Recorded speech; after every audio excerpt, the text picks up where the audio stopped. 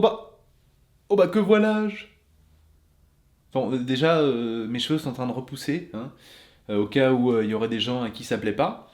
Et puis voilà, si ça vous plaît pas, en fait, je mets un béret, d'accord? Eh bien, bonjour à toutes et à tous, c'est Jerry. Aujourd'hui, on se retrouve pour une nouvelle vidéo un peu spéciale, puisque aujourd'hui, je ne construis pas, puisqu'elle est déjà construite, mais on va dire, j'aménage ma toute première étagère dédiée à ma collection de DVD. Puisque, en fait, les gens intelligents, ce qu'ils font quand ils achètent des DVD, c'est qu'ils achètent quelques DVD, puis après, ils achètent un meuble, en fait, pour les ranger. En fait, moi, j'achète les DVD, et après, j'achète un meuble pour les ranger. Donc, sachant que là, j'ai déjà plus ou moins un meuble, mais c'est pas vraiment fait pour. Mais là, c'est plus ou moins fait pour.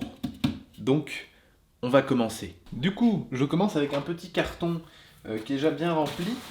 Alors, on va commencer. Alors, pour l'instant, ça va pas être un rangement alphabétique et tout, c'est surtout un rangement entre guillemets pour faire joli. Donc, en haut, on va mettre surtout, principalement, pour l'instant, des Blu-ray, peut-être quelques DVD, peut-être quelques éditions un peu collector. Alors, voilà, on a quelques trucs. Je parlerai un petit peu des films aussi, comme ça, vite fait. Machin, machin, machin, machin.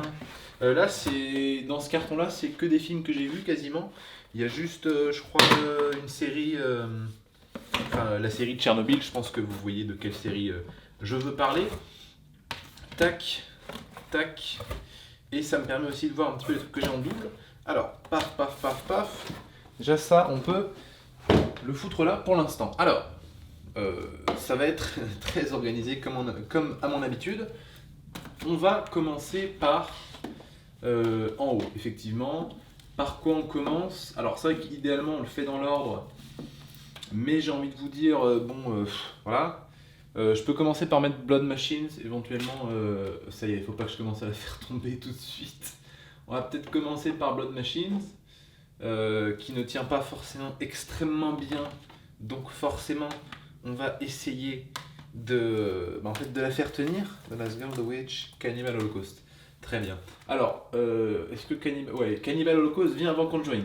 Donc Blood Machine, Cannibal Holocaust, je ne l'ai toujours pas déballé parce que je ne l'ai toujours pas revu. Mais voilà, c'est un excellent film. C'est un film très particulier, mais c'est un excellent film quand même. Blood Machines, j'en avais parlé, il était dans mes tops tout simplement de l'année, c'était 2020. Voilà. Ensuite, il y a les deux Conjuring. Bon, je vais pas en parler forcément. Je crois pas que j'en ai parlé sur cette chaîne encore, à part pour dire que en fait c'était très bien. Enfin, le premier Conjuring, je l'ai vu qu'une fois et je l'avais pas vu au cinéma, mais j'avais vraiment beaucoup apprécié le premier. Maintenant, je suis beaucoup plus fan du 2 que lui, par contre, j'avais vu en salle et qui reste l'une de mes meilleures expériences en salle niveau horrifique, même si c'est pas forcément le meilleur film du monde, bien sûr. Là, c'est plus des DVD. Il y a le Loup de Wall Street. J'ai presque envie de dire qu'on pourrait presque mettre les éditions. Je sais pas pourquoi il y a ça là, mais on pourrait presque mettre les éditions un peu comme ça vers la droite. Voilà, Dirty Dancing, le Loup de Wall Street. Euh, c'est un truc qui m'énerve. Ça, c'est un truc qui m'énerve. On peut limite faire ça. Alors ensuite, faut essayer de faire dans l'ordre. Alors il y a la série effectivement de Tchernobyl que je ne vais peut-être pas forcément mettre. Je vais peut-être essayer de la mettre là. Oui, du coup, je précise que je n'ai pas encore vu. Il y a de la poussière un peu. Ça, c'est. Enfin, quand vous collectionnez, c'est pour ça que j'essaye de laisser la plupart des films sous blister, même si il m'arrive quand même de les enlever. Mais quand je sais que je vais pas forcément les revoir tout de suite, j'essaie de les laisser sous blister parce que ça évite qu'ils prennent la poussière pour rien. Alors, Light of My Life, machin, machin. Je parle avec un accent anglais absolument effroyable, mais je pense que vous commencez un petit peu à comprendre. Sorcerer, la soupe aux choux, Midsommar, Mia et le lion blanc. Mia et le lion blanc. Je suis fatigué aujourd'hui, hein. Mia et le lion blanc, qui est d'ailleurs un très bon film français. J'ai pas revu depuis, mais en tout cas, quand je l'ai vu en salle, j'ai vraiment, vraiment beaucoup apprécié, même si forcément c'est pas le meilleur film du monde, mais je sais pas, il y avait un côté enfant, animal que j'avais beaucoup apprécié. Puis voilà, le fait que c'était un vrai lion, j'ai trouvé ça vraiment impressionnant. Midsommar, bien sûr, super film, je pense que c'est encore mieux qu'Hérédité de Harry Astor. Et voilà, tout simplement, c'est un film assez exceptionnel, je trouve. The Last Girl, j'en avais parlé vite fait, je crois, il y a un petit moment déjà. C'est vachement bien, c'est un des films de zombies les plus originaux de ces dernières années et qui est passé assez inaperçu et qu'au final j'avais beaucoup apprécié et qui vraiment est je trouve un bon film. Il y a peut-être une ou deux fautes de goût selon moi, mais sinon j'ai pas grand chose à redire. Pareil, Light of My Life que j'ai toujours pas revu, mais que j'avais beaucoup apprécié en salle l'année dernière, qui était d'ailleurs dans mon top des films de 2020. Hop. Après là, du coup, Sorcerer et la soupe aux choux, c'est... Oui, si je devais définir un petit peu ma cinéphilie, ce serait un peu ça, ce serait un peu... En fait, t'as Sorcerer et t'as la soupe aux choux, quoi. Et c'est... Enfin, voilà, j'estime pas qu'il y en a un qui est supérieur à l'autre, en fait. Bon, j'essaie d'y ranger à peu près dans l'ordre, mais vous m'excuserez si je ne connais plus mon alphabet. Donc déjà, comme ça me paraît déjà pas mal. Je vais pas laisser comme ça, hein.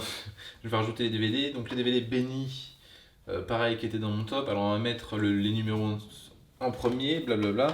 303, qui était un tout petit film d'auteur très méconnu, qui est passé vraiment que dans les salles d'auteur et que j'ai acheté parce que j'avais beaucoup apprécié le message du film, un petit peu ce que ça racontait. Même si c'est pas forcément le film le plus accessible au monde. Mais 303, si jamais vous savez pas quoi regarder un soir, bien n'hésitez pas. Ensuite, qu'est-ce que je peux mettre ensuite?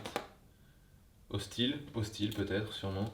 Hostile qui est un très bon western de Scott Cooper avec Christian Bale peut-être dans un de ses meilleurs rôles de ces dernières années, qui n'est pas un rôle à transformation où effectivement le film est à voir pour sa transformation, non là c'est vraiment à voir pour son jeu d'acteur. Il y a aussi Rosamund Pike que vous avez pu voir notamment dans Gone Girl. Donc voilà. Alors ensuite, bon ceux-là je vais les mettre là. Alors j'ai acheté le Blu-ray effectivement de La Cognée des Yeux récemment, mais je vais quand même le garder ce DVD là parce que c'est là-dessus que j'ai découvert le film en fait tout simplement. Donc pour l'instant j'ai pas envie de m'en séparer. Il a quand même une petite place affective. Si vraiment j'ai plus de place dans ma collection, je finirai par le dégager, mais on va dire que pour l'instant je n'en ressens pas le besoin. Le Secret de Terabithia, j'en ai parlé, c'est un film qui a été très mal vendu et qui n'est pas forcément ce à quoi on s'attend, mais qui pour autant est un film extrêmement touchant. Super Size Me, le docu sur le mec qui a mangé McDo pendant un mois, qui est à voir en général, et qui est à voir aussi si vous êtes gros, hein. Ça peut peut-être vous faire changer d'avis. Enfin, vous faire changer d'avis, vous faire, on va dire, réaliser, je vais pas dire la dure vie, mais réaliser, voilà, la, le fait que c'est pas forcément très bon pour la santé. Heavenly Creatures, qui est Créatures Célestes en version française, qui est pour moi peut-être le meilleur film de Peter Jackson hors Le Seigneur des Anneaux, même si j'adore King Kong, même si j'adore effectivement aussi Bad Taste, Brain Dead bien sûr, mais celui-là c'est vrai qu'il est très à part finalement, il est très à part. Donc tatati tatata, là on a quelques DVD. Benny, alors déjà ce qui va me stresser, c'est que déjà en fait il manque des films, donc il faut que j'aille chercher les films pour les rajouter là. Bon me revoilà, je vais aller prendre quelques Blu-ray 4K. Alors ça va être vraiment un petit peu, ça n'aura pas vraiment, au niveau du rangement, c'est vrai que ça n'aura pas, en plus je me rends compte qu'au tension je l'ai mis à l'envers. Non il est à l'endroit. Et pourquoi on dirait que c'est à l'envers alors? Je sais pas. C'est le logo en bas en fait, on dirait qu'il est à l'envers. Donc j'ai mis Pacific Rim, le coffret Ultimate Collector. Non, c'est pas Ultimate Collector, c'est Titans of Cult, les titans du culte. Ensuite, il y a donc Il faut sauver Sadarian, comme d'habitude, un petit peu de poussière, c'est normal. Ne dites pas que je ne prends pas soin de ma collection, c'est plus que, en fait, il y a pas mal de films qui sont à l'abri de la poussière dans des meubles, ou alors j'ai une étagère là-bas dans laquelle il y a des DVD, mais en fait, déjà dans les étagères de base, il y a effectivement de la poussière, et en plus, là, il y a de la poussière aussi, en fait. Dans tous les cas, il y a de la poussière, mais je fais comme je peux, hein. Je reconnais que c'est pas forcément les trucs les plus vendeurs du monde, mais voilà. Alors, évidemment, je suis allé chercher des films, mais en fait, on pourra pas tous les mettre, donc ça va un peu me casser les couilles. Mais alors, on va mettre les Blu-ray, on va tenter de mettre les Blu-ray 4K à gauche. Qu'est-ce qu'on met? On met les Spielberg, on met juste... les trois Spielberg ne vont pas rentrer, bien sûr. Je vais mettre E.T., parce que voilà, je vais mettre E.T. là. Parce que E.T. C'est merveilleux. bien sûr, hein, je veux dire, est-ce que vous avez vraiment besoin de moi pour vous dire que E.T. c'est merveilleux? Euh, je peux caler éventuellement. Allez, je vais caler The Revenant. Parce que je sais pas, j'ai envie de caler The Revenant. Voilà, The Revenant. Ah oui, non, mais ça c'est un problème, hein. Mais enfin, en fait, c'est pas rangé. Parce que je vous fais une vidéo en mode oh, regardez, découvrez mon étagère, comment je range mon étagère et tout, comment je range mes films. Tenez, je vais vous parler de films, sauf qu'en fait, c'est juste une vidéo où je savais pas quoi faire et du coup, voilà. Tac, tac, tac, tac. Bon, ça commence à ressembler à quelque chose là, ça me paraît un petit peu calé. Ça n'a aucun sens, hein, qu'on soit bien d'accord, parce que niveau des hauteurs, bon voilà, forcément, ça n'a aucun sens. Mais voilà, j'ai fait une étagère, je vais peut-être pas non plus faire les. Attends, ouais, une. Là, il y en a une, mais au total, il y en a une, deux, trois, quatre, cinq, six. Il y en a six. Donc, je vais peut-être pas faire les six, surtout que là, en fait, je suis censé mettre deux lignes de DVD, ou en tout cas deux lignes de Blu-ray, en fonction de ce que je mets là-dedans. Mais voilà, vous avez compris l'idée.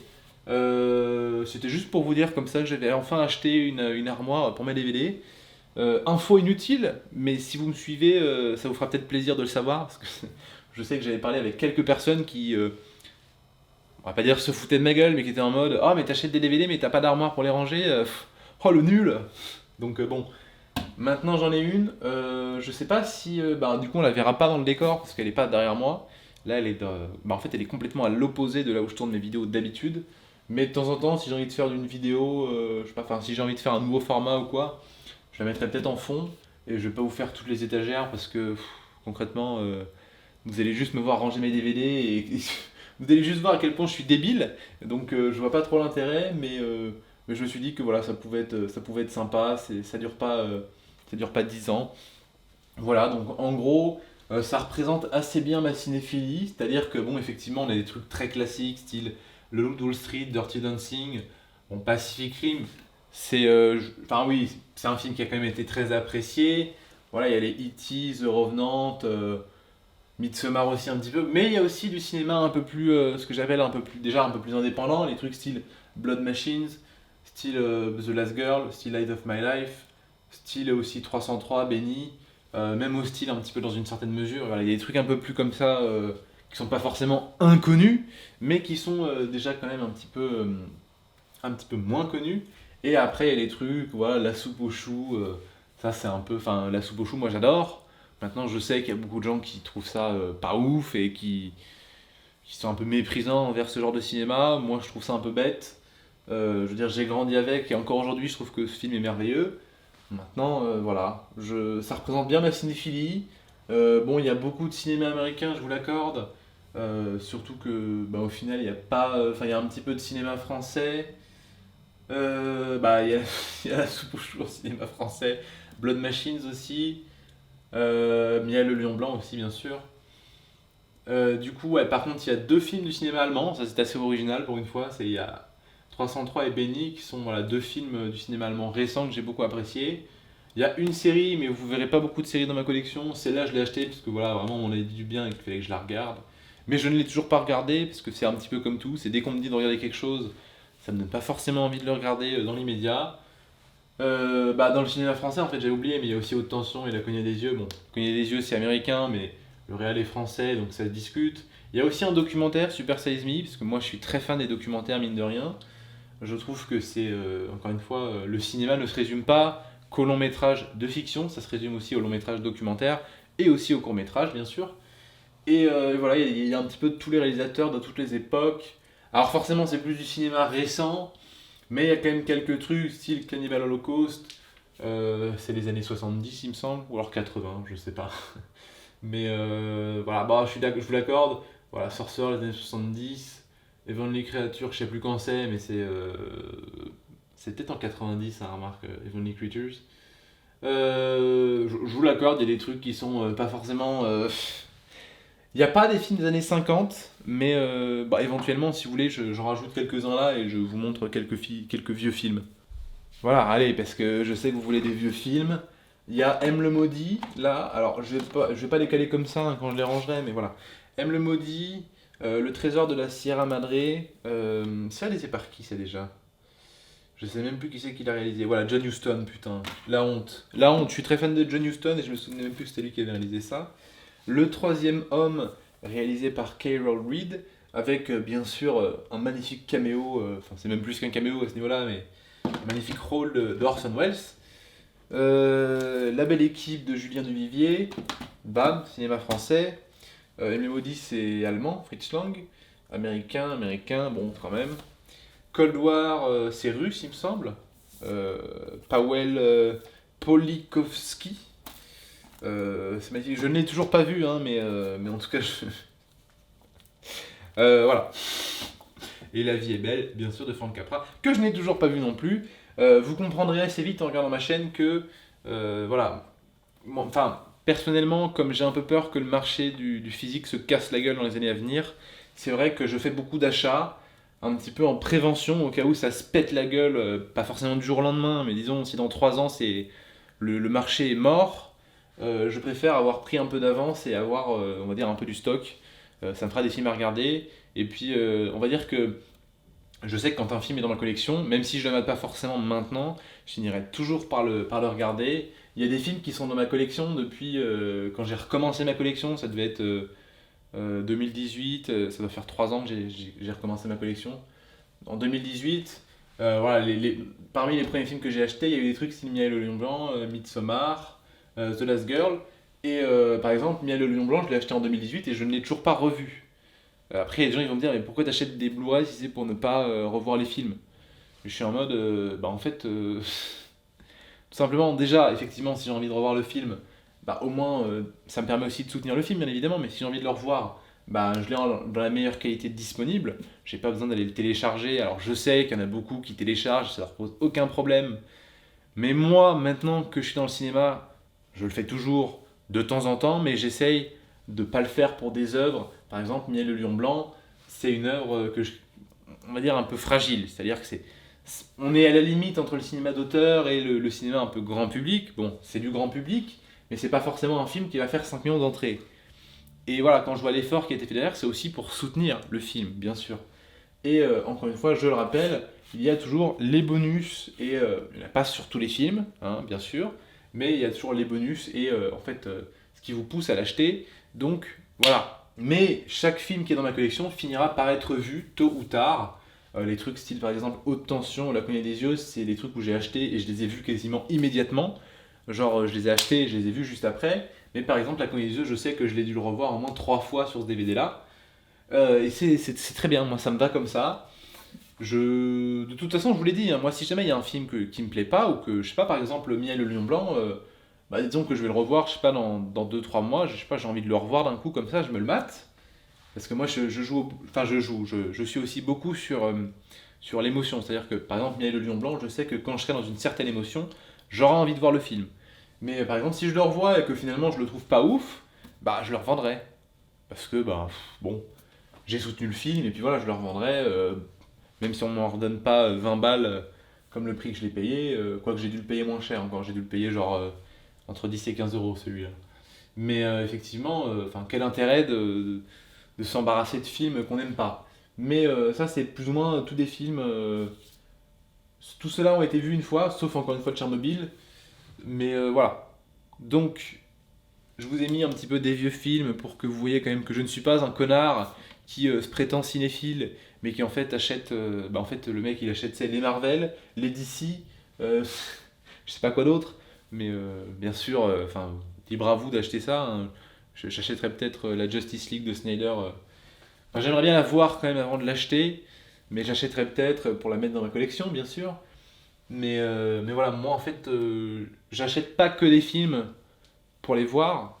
Et puis j'essaye de pas acheter des films que j'aime pas. Par exemple, vous ne verrez pas ici de Marvel, hormis rares exceptions, style Les Gardiens de la Galaxie 2 ou Thor 3 ou je ne sais quoi. Mais enfin, vous en verrez très peu probablement dans ma collection, tout simplement parce que bah, en fait, je vais pas acheter des films que j'aime pas juste pour dire ah bah j'ai tous les films de Marvel.